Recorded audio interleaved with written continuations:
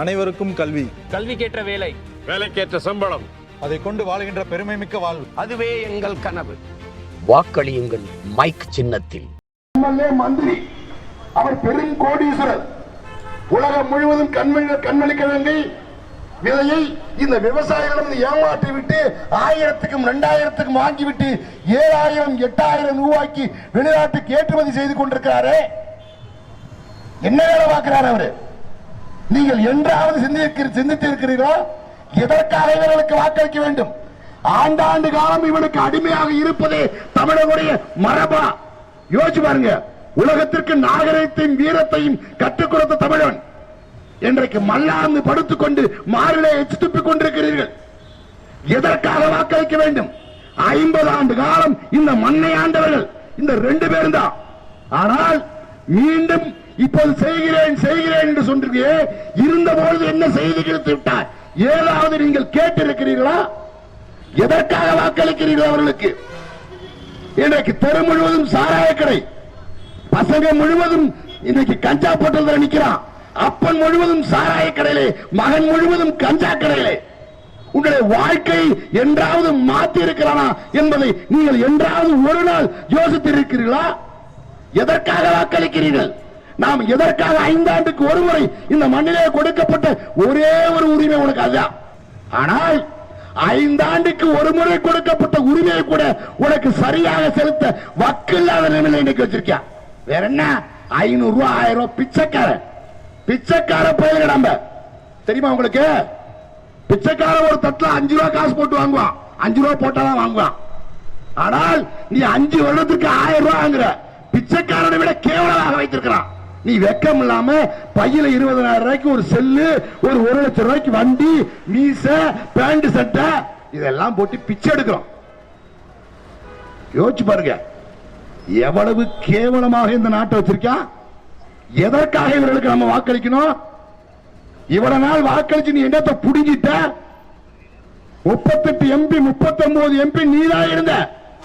ஆனால் இன்றைக்கு பாசாக்காவை எதிர்க்கிறோம் என்று சொல்லுகிற இந்த வெண்ணதான் வாஜ்பாய் ஆட்சி காலத்தில் இந்த மண்ணிலே காரைக்குடியிலே எச் ராஜா என்ற RSS பார்ப்பனனை எம்எல்ஏ ஆக்கியவன் திமுக. கோயம்புத்தூர் நல்ல கல்வி என்ற ஒரு பெரும் மாமனிதனை CP ராதாகிருஷ்ணனை வைத்து தோற்கடித்தவன் இந்த திமுக. பிறகு எதற்கடா நீங்கள் எல்லாம் இவனை பிஜேபி பத்தி பேசுறீங்க? நீ போய் மோடியை கூப்பிடுற, ஒரு மகன் போய் கேலோ இந்தியாவுக்கு கூப்பிடுறான். யாரிடம் ஏமாற்றுகிறீர்கள்? நீங்களா பாஜக எதிர்க்க போகிறீர்கள்? நீங்கள் 2 பேரும் மேலே இருப்பவன் பக்காத்திருடன், நீ முக்காத்திருடன். இந்த வித்தியாசத்தை தெரிந்து கொள்ளுங்கள். எதற்காக வாக்களிக்கணும்? அவன் புள்ள கூட அவனுக்கு பிறந்த கருணாநிதியுடைய பேரன் அழகி மகன் கூட அவனுக்கு ஓட்டு போட மாட்டான். ஆனா நீ போட்டு தெரியல. எதற்காக போடுற? அவெல்லாம் சரியா இல்ல, கஷ்டமா இருக்கணும் சொன்னானா? இல்ல அவனெல்லாம் கோடீஸ்வரனாக இருக்கான். நீ அதானியும் அம்பானியும் கார்பரேட் பேசுற. சன் டிவி யாரு? இந்தியாவுடைய மிகப்பெரிய கார்பரேட் நிறுவனம் சன் டிவி. தெரியுமா உனக்கு? இந்தியா முழுவதும் ஹிந்தி தெரியாது போடாம நம்பிட்ட. ஆனால் ஹிந்தியில ஒரு சேனல் வச்சு நடத்தலாம். தெரியுமா உனக்கு? இந்தியில சேனல் நடத்தலாம் சன் டிவி குழுமம். உலகத்திலே சாராய கம்பெனி வைத்திருக்கிற எம்பியாகவும் முதலமைச்சராகவும் வைத்திருக்கிற ஒரு மானகிட்ட இனம் நாம் தான். டிஆர் பாலு என்ன வேலை புடுங்கிறான்? டிஆர் பாலுடைய கம்பெனி என்ன? சாராய கம்பெனியுடைய பேர் தெரியுமா உனக்கு? சாராய கம்பெனியுடைய பேர் தெரியுமா? அவன் இந்த நாட்டுடைய MP. பொக்கலை நின்று ஓட்டுக்கு இருந்த டிஆர் பாலு இன்றைக்கு அவர் கப்பல் வச்சு ஓட்டுறான். அவன் தான் நாம குடிக்கிற சாராயத்தை காய்ச்சான். இவன் பேர் ஒரு மந்திரி, இவனுக்கு ஒரு MP பதவி. யோசிச்சு பாருங்க. என் பிள்ளைகளை நடுத்தறிவிலே, என் பிள்ளைகள் படித்து விட்டு வேலை இல்லாமல் நடுத்தருவிலே நிற்கிறான். என்னைக்காச்சும் ஓம் பிள்ளை பத்தி நீ கவலைப்பட்டிருக்கியா? கருணாநிதி பவனையும் ஸ்டாலினுடைய பவனையும் நீ போய் கவத்தி கவலைப்படுற. ஆனால் உன் பிள்ளையை பற்றிய வாழ்க்கை என்றைக்காவது நீ கவனிச்சிருக்கியா? இன்னைக்கு கூட நிற்கிறான் பாரு கம்யூனிஸ்ட். இந்த தொகுதியில கம்யூனிஸ்டோட யோக்கியம் என்ன உனக்கு தெரியணும்.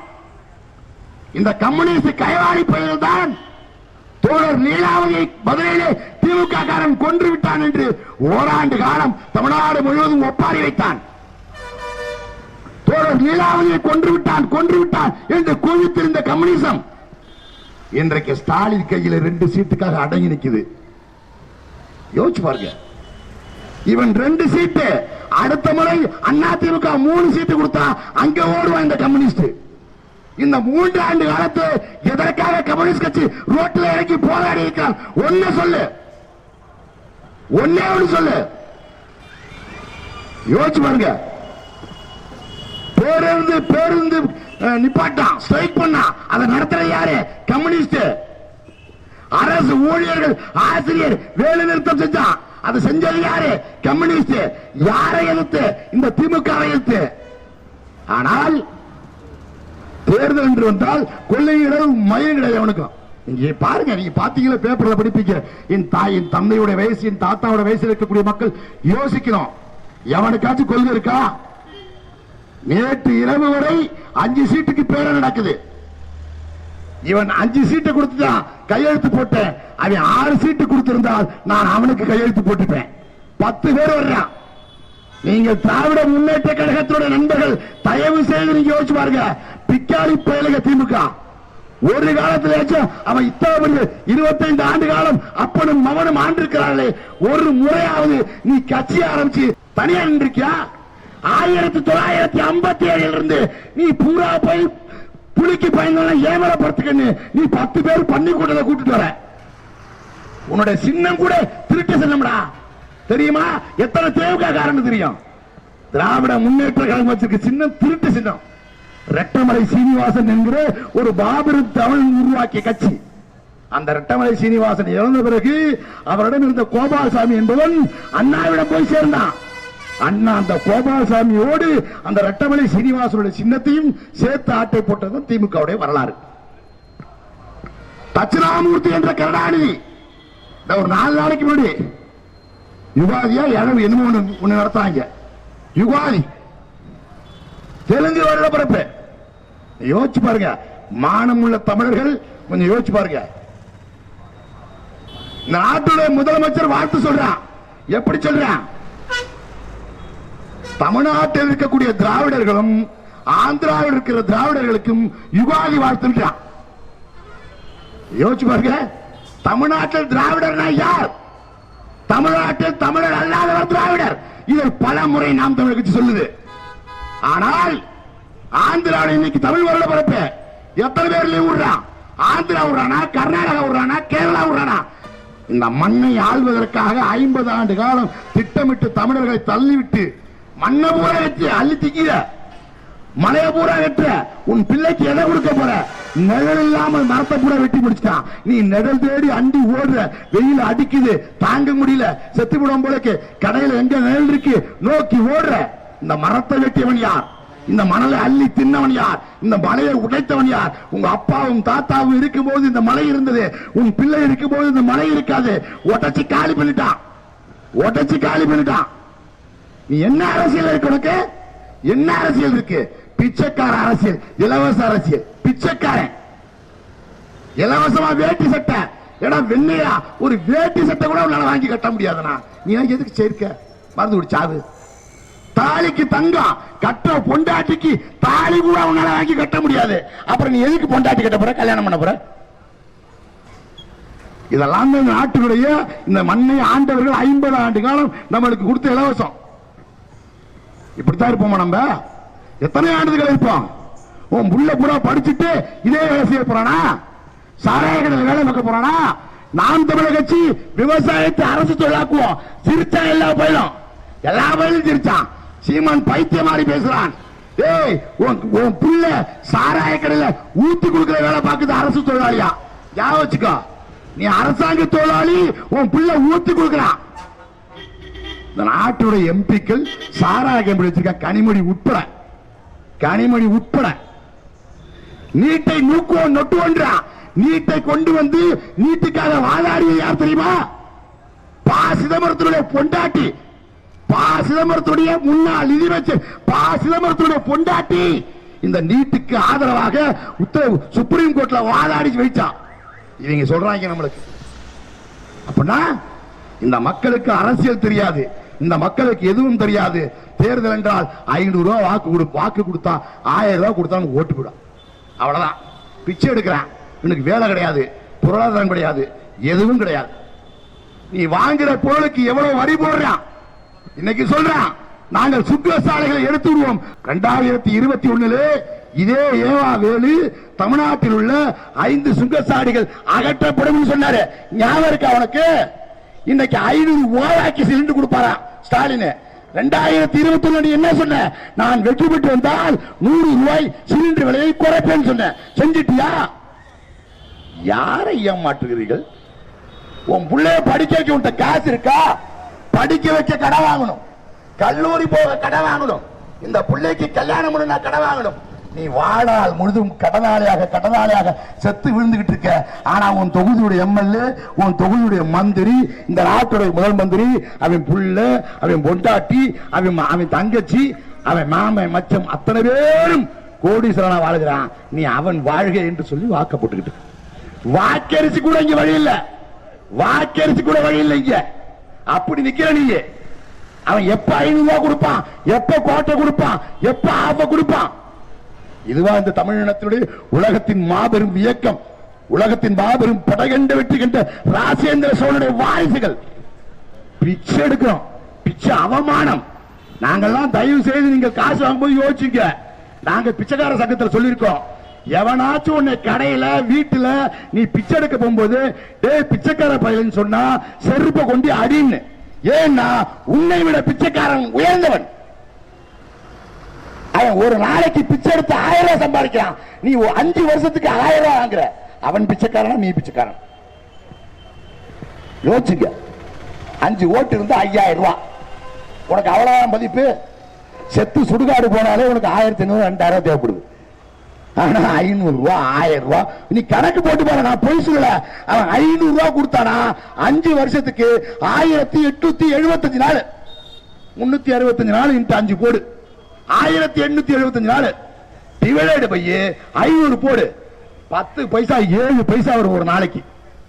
500 ரூபாய் கொடுத்தான், 1000 ரூபாய் கொடுத்தா 14 பைசா, 2000 ரூபாய் கொடுத்தா 28 பைசா. அவன் எவ்வளவுதான் கொடுத்தாலும் நீ வக்கற்றவன், வழியற்றவன், திக்கற்றவன். 2024 தேர்தலில் நாம் தமிழர் கட்சி தனித்து நிக்குது. 14 ஆண்டு காலம் இந்த மக்களுக்காக நாங்க போராடிக்கிட்டே இருக்கோம். நிக்கிற அத்தனை இளைஞர்களும் எங்க அப்பன் செய்த தவறுக்காக, என் தாத்தன் செய்த தவறுக்காக நடுரோட்ல நிக்கிறோம். நிறைய பேர் சொல்றான் நாங்க பிறந்ததிலிருந்து அதிமுக, நாங்க பிறந்ததிலிருந்து திமுக, நாங்கள் பரம்பரை.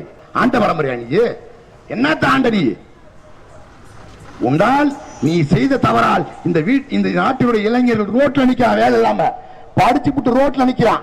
எங்க அப்பா செஞ்ச தவறுக்கும் நாங்கள் என் தாத்தன் செஞ்ச தவறுக்கு நான் ரோட்ல நிக்கிறேன். தயவு செய்து ஒரு முறை மாற்று. உனக்காக நீ ஓட்டு போடாத, இனிமேல் போட மாட்டேன். நீ அடிமையா மாறிட்ட. தயவு செய்து உன் பிள்ளைகளோட எதிர்காலத்துக்காக, உன் பேர பிள்ளைகளோட எதிர்காலத்துக்காக குடிக்கிற தண்ணி 20 ரூபாய். நீ யோசிச்சு பாரு, குடிக்கிற தண்ணி ஒரு பாட்டில் 20 ரூபாய். இந்த நாட்டிலே தமிழ்நாட்டுக்குள்ளே தண்ணி எடுத்து கொக்கோ கோலாவும் பெப்சியும் நம்ம தண்ணி எடுத்து தம்பிட்ட 20 ரூபாய்க்கு விற்கிறான். அவன் எவ்வளவுக்கு தெரியுமா வாங்குறான்? ஒரு லிட்டர் அரசாங்கத்திட்ட 11 பைசாக்கு வாங்குறான். 11 பைசாக்கு ஒரு லிட்டர் தண்ணியை அரசாங்கத்திடம் வாங்கி நம்மள்கிட்ட வந்து சேரும்போது 20 ரூபாய். கற்பனை கூட பண்ணி பார்க்க முடியாது. எப்படிப்பட்ட நாட்டில் நீங்க வாழ்கிறோம், எப்படிப்பட்ட அரசியல்வாதிகள் நம்ம வாழ்றோம். மாற்றணும், எல்லாவற்றையும் மாற்ற வேண்டும். இந்த மண்ணை மாற்ற வேண்டும், இந்த மக்களை மாற்ற வேண்டும். என் எதிர்கால பிள்ளைகளுக்காக நான் எதிர்கால ஒரு வாழ்க்கையை, ஒரு கட்டமைப்பை நான் இந்த மண்ணிலே உருவாக்க வேண்டும். அதற்கு இந்த திராவிடர்கள் ஒழிய வேண்டும். 2 பயிலும் தான், 2 பயிலும், இங்கே உள்ள 2 பயிலும், அங்க உள்ள 2 பயிலும் ஒழிஞ்சாலாம் இந்த மண்ணில் மாற்றம் ஏற்படும். கம்யூனிஸ்ட் கட்சிக்கு தயவு செய்து வாக்களித்து விடார்கள். நீங்க திமுக அவனுக்கு ஓட்டு போட்டினா அடுத்த முறை அண்ணா திமுக போயிட்டு ஒன்னே எடுத்து பேசுவேன். இதான் கம்யூனிஸ்ட் நிலைமை. எப்ப எம்ஜிஆர் கட்சி ஆரம்பிச்சாரு பாருங்க. எம்ஜிஆர் கட்சி ஆரம்பிச்சு அவர் எப்ப கொண்டு வந்து இந்த கம்யூனிஸ்ட் கட்சியை வாடா கூட்டணிக்குன்னு சொன்னாரோ அந்த கம்யூனிஸ்ட் அப்ப இருந்து எவன் மேலே சுத்துறான். உலக அரசியலை மாசேத்தின் சேக்குவேரா பிடல் கேஸ்டோவை பேசிய கம்யூனிசம் ஸ்டாலின் பேருந்து வாசி விட்டு குப்புற விட்டாங்க போல. எப்படிப்பட்ட கம்யூனிஸ்டுகள் எங்க வந்து நிக்கிறான்? 2 சீட்டு 25 கோடி, 2 சீட்டு 25 கோடி. போன வருஷம் 2019 திமுக 25 கோடி கொடுத்து தேர்தல் ஆணையத்தில் இவனுக்கு 25 கோடி கொடுத்திருக்கேன்னு கணக்கு காமிச்சான். இல்லைன்னு சொல்லுங்க கம்யூனிஸ்ட் கட்சிக்காரன். எதற்காக இந்த கம்யூனிஸ்ட் இந்த மண்ணில்? நம் மொழிக்காக போராடுறானா? முல்லை பெரியாருக்கு சவுண்ட் கொடுப்பானா? முல்லை பெரியாருக்காக போராடுவானா? காவிரி நதியின் உரிமைக்காக போராடுவானா? எதற்காக போராடுவான்? என் மொழிக்காக போடுவானா? என் இனத்திற்காக போராடுவானா? எதற்காக போராடுவான்? அவனுக்கு வருமானம், அவ்வளவுதான். இங்க 2 சீட்டு, அங்க 2 சீட்டு, 25 கோடி 25 கோடி. அங்க அரசு ஊழியர்ல பாதி பேர், கொஞ்சம் பேர் அங்கங்க கம்யூனிஸ்ட் கட்சி வந்து லெவின்னு ஒண்ணு செலுத்துவாங்க மாசம் மாசம். அது ஒரு வருமானம், அவ்வளவுதான். எத்தனை பேர் இருக்கா கம்யூனிஸ்ட் கட்சி? ஒட்டஞ்சத்திரத்துல, திண்டுக்கல்ல மொத்த சேர்த்தா எத்தனை பேர் இருக்கான்? இங்க ஒரு 100 பேர் இருப்பான், திண்டுக்கல்ல ஒரு 100 பேர் இருப்பான், மொத்தம் 200 பேர் இருப்பான். எனக்கு தெரிஞ்ச உதாரணத்துக்கு இவன் இந்த நாடாளுமன்ற தொகையை கைப்பற்ற போறான். நீ வாக்களிக்க போற. யாரோட ஆளுமை இந்த அரசியல்வாதி இந்த மண்ணில்? என்னை தவிர, எங்க அண்ணன் சீவானை தவிர ஒரு பயம் இந்த நாட்டில் பெரிய கட்சி கிடையாது. 40 தொகுதிடா, 40 தொகுதியிலும் புலி தனித்து வேட்டையாடும். அதுவும் மகளிருக்கு 50%, 20 பெண்களை நிறுத்திருக்கோம், 20 ஆண்களை நிறுத்திருக்கோம். எல்லாம் படிச்சவன் 17-16 மருத்துவர்கள் நிப்பாட்டிருக்கோம். யோசிச்சு பாருங்க. இந்த மண்ணில் இருக்க நிற்கக்கூடிய ஐயா மருத்துவர் கைலாசன் அவர்கள் நரம்பியல் நிபுணர். மதுரை ராசாசி மருத்துவமனையில் 40 ஆண்டு காலம் பணிபுரிந்து விட்டு இந்த மக்களுக்காக போராடிருக்காரு. அவர் ஒரு கிளினிக்க திறந்தாருன்னா ஒரு பேஷண்ட்டுக்கு பீஸ் மட்டும் 5000, ஆஸ்பத்திரி வச்சு ஆபரேஷன் பண்ணானா 2 லட்சம்.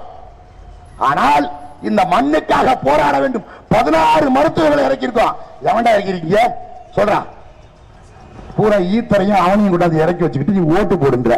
அதுக்கு 10 பேர் வெள்ளக்காரர் காரில் வந்து வெள்ளச்சீட்டு கிட்ட போறான். நீ என்ன பண்ற? அவன் ஓட்டு கேட்க விட்ட, அவன் ஓட்டு கேட்கறதுக்கு கூட அவன் காலில் போய் நீக்கிற. என்னடா கொடுமை இது? என்னிடம் வாக்கு வாங்கி பிழைக்க வந்தவன் போய் நீ போய் கை கட்டி ஐயா சக்கரபாணி விட்டார் வாங்க. நீ ஓட்டு போனாலும் சக்கரபாணியும் இல்லை, சக்கரமும் இல்லை, பாணியும் இல்லை. ஆனால் நீ அவனுக்கு ஓட்டை போட்டுட்டு உன் வாக்கை வாங்கி அதிகாரத்தில் உட்கார்ந்தவன் உன்னை எச்சு துப்பி துப்புறான்.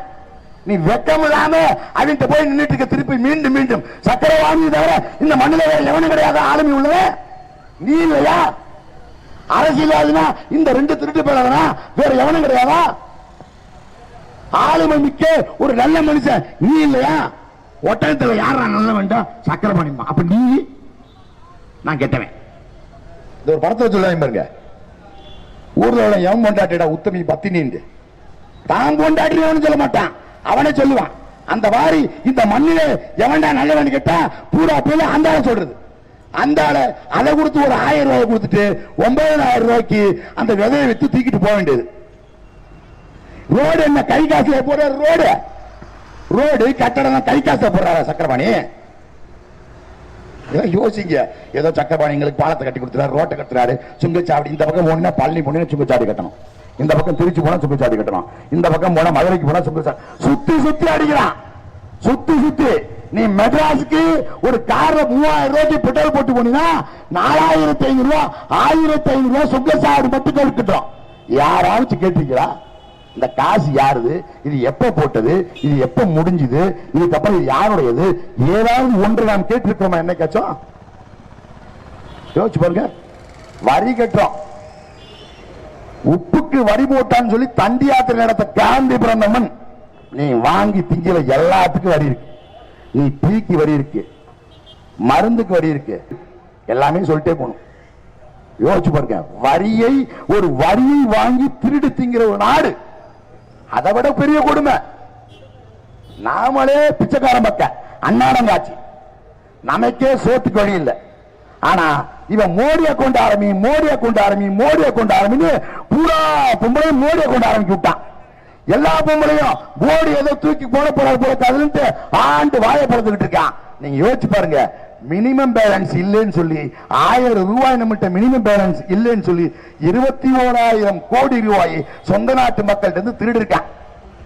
சொந்த நாட்டு மக்கள்கிட்ட இருந்து திருடுறது ஒரு அரசாங்கம். என்னைக்காச்சும் எங்கேயாச்சும் கேள்விப்பட்டிருக்கீங்களா? அந்த ஏடிஎம் கார்டை கொடுத்துட்டேன், பேங்க்ல உள்ளவனுக்கு வேலை கிடையாது, நீ ஏடிஎம்ல போட்டுக்க. 5 முறைக்கு எடுத்தீங்க, 5 முறைக்கு மேல நீ எடுத்தீங்க அவசரத்துக்கு 22 ரூபா 50 காசு. எங்க வந்துச்சு? 1110 ரூபாய் 113 ரூபாய் இருந்துச்சு. 100 ரூபாய் குறைச்சிட்டு 913 ரூபாய் இருந்துச்சு. 100 ரூபாய் குறைச்சிட்டு 813 ரூபான்னு சொல்லிட்டு சிலிண்டர் காரன்ட்ட கொடுத்தா அவன் என்ன பண்றான்? 845 ரூபாய் பில்லு வருது. நீ போய் பாரு வீட்டுல. மானியம் கொடுக்க வேண்டாம். முதல்ல ஆரம்பிக்கும் போது 300 ரூபாய் கொடுத்தான். எல்லாரும் வாய போது 300 ரூபாய் கொடுத்துட்டாரு மோடி. 300 ரூபாய் கொடுத்துட்டாரு மோடி. அப்புறம் 200 ரூபாய், அப்புறம் 150 ரூபாய், அப்புறம் 100 ரூபாய், அப்புறம் இந்த 2 மாசத்துக்கு முன்னாடி 25 ரூபாய் வந்துச்சு. இப்ப யாரும் போய் பாக்குறதில்ல. ஏன்னா போனாக்கா பேங்க் பேலன்ஸ் இல்லன்னு அங்க போட்ட காசெல்லாம் எடுத்திருக்கான் பேங்க்காரன். யோசிச்சு பாருங்க. ஒருத்தனை கூட இந்த மண்ணிலே எப்படி ஒரு நாடு, ஒரு அரசு தன் சொந்த நாட்டு மக்களை ஏமாத்துது, திருடுது. சொந்த நாட்டு மக்கள்கிட்ட திருடுறான். நீ எதுவுமே தெரியாம நாடு டெவலப் ஆகுது. என்ன டெவலப் ஆகுது? 70 ஆண்டு கால காங்கிரஸ் ஆட்சியில 70 ஆண்டு கால காங்கிரஸ் ஆட்சியில மொத்த இந்தியாவுடைய கடன் 100 லட்சம் கோடி. இந்தியாவுடைய கடன் 100 லட்சம் கோடி. இந்த 10 ஆண்டுல இந்தியாவில் எவ்வளவு வாங்கியிருக்காங்க? 185 லட்சம் கோடி வாங்கியிருக்காங்க. மொத்தம் 250 லட்சம் கோடி கடன். நாம டெவலப்டு நாடு, நம்மளாம் டெவலப்டு மக்கள். இங்க பூரா ஒரு பனியன் வாங்கி போட முடியல, ஒரு சட்டை வாங்கி போட முடியல, ஒரு வேட்டி கட்ட முடியல. ஆனா நம்மளாம் டெவலப்டு கண்ட்ரிஸ், நம்மளாம் டெவலப் ஆகிட்டு போயிட்டு இருக்கோம். யார் டெவலப் ஆகிற இந்த மண்ணில? அதானி ஆகிறான், அம்பானி ஆகிறான், சன் டிவி ஆகிறான். நீ கேபிளுக்கு எவ்வளவு கொடுத்த? இன்னைக்கு எவ்வளவு கொடுக்குற? உன்னால கேள்வி கேட்க முடிஞ்சா? 250 ரூபா, 300 ரூபா, 400 ரூபா, 500 ரூபா வாங்குறான் பல இடங்கள்ல. ஆனால் அவன் 500 ரூபாய்க்கு ஓட்டு காசு கொடுக்குறான். ஒரே நாள்ல கேபிள் காசு கூட ஆகாது. ஆனால் நீங்கள் இவர்களுக்கு தான் மீண்டும் வாக்களிப்பீங்க. ஏன்னா சக்கரபாணி எல்லார் வீட்டிலையும் டைட்டு கொண்டு வந்து ஒரு மூட்டை பணத்தை போட்டு போவார். வாயை பிறந்துக்கிட்டு துடுக்கிற தெய்வம் கூரை பிச்சுக்கிட்டு தான் சொல்லிட்டு பூரா இடிச்சு விடு, மேல உத்தரத்தை இடிச்சு விட்டினா டெய்லி கூட சக்கரபாணி போட்டு போவார். இப்படி ஒரு மக்களா இந்த நாட்டு மக்கள்?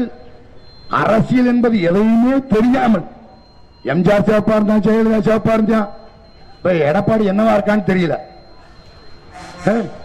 கருணாநிதி, இந்த மண்ணிலே பிழைக்க வந்த கருணாநிதி, தட்சிணாமூர்த்தி என்ற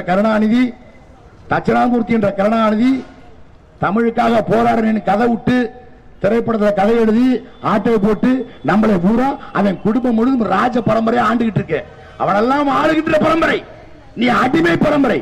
ஒரு காலம் முன்னால் எந்திரிக்க முடியாது. யாராவது ஒருத்தரும் சக்கரவாணி வரும்போது ஐயா 2021 100 ரூபாய் சிலிண்டர் குறைக்கிறேன்னு சொன்னீங்க, குறைச்சியா? கேட்டிருக்கியா?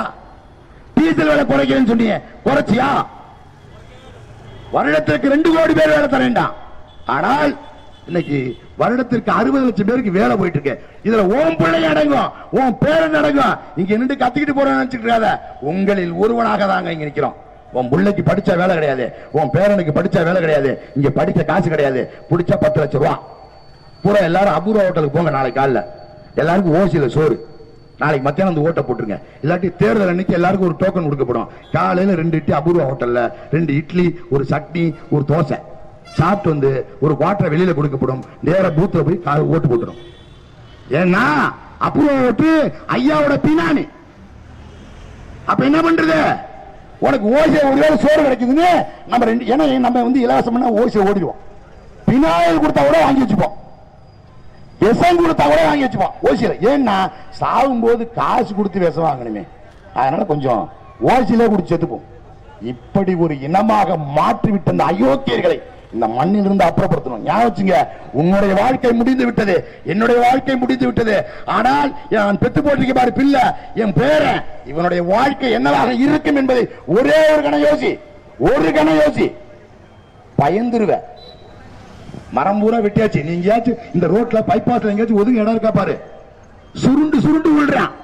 நீ இப்ப கடந்த காலங்களை பார்த்தீங்கன்னா சுருண்டு மாரடைப்புல செத்து போறான். மாரடைப்பு நீ பேப்பர்ல பாக்குறது உனக்கு செய்தி. அடுத்த நாள் காலைல நீ செத்து போனீனா அது இன்னொருத்தனுக்கு செய்தி. அவ்வளவு மேட்டர். மழைக்கானும் சுவாசிக்கிற ஆக்சிஜனை வெளியிடுகிற மரத்தை முழுவதும் வெட்டி முடிச்சிட்டான். மழையை தருகின்ற மலையை பூரா உடைச்சு முடிச்சிட்டான். மழையும் இல்ல, மரமும் இல்ல. அப்புறம் எப்படி நம்ம உயிர் வாழ்றது? எப்படி ஆக்சிஜன் கிடைக்கும்? இதையெல்லாம் தான் 10 ஆண்டு காலம் சீமான் உங்களிடத்தில் கத்தி கத்தி பார்க்கிறார். என் உடன் பிறந்தவர்கள் எப்படியாவது இவர்கள் மாறிவிட மாட்டார்களா, எப்படியாவது இந்த மண்ணை மீட்க முடியுமா என்று போராடி கொண்டிருக்கிறார். ஆனால் நீங்கள் ஒருபோதும் மாறுவதாக இல்லை. தயவு செய்து ஒன்றே ஒன்று மட்டும் சொல்லி முடிக்கிறேன், கோபித்துக் கொள்ளாதீர்கள். நீங்கள் மாறுங்கள்.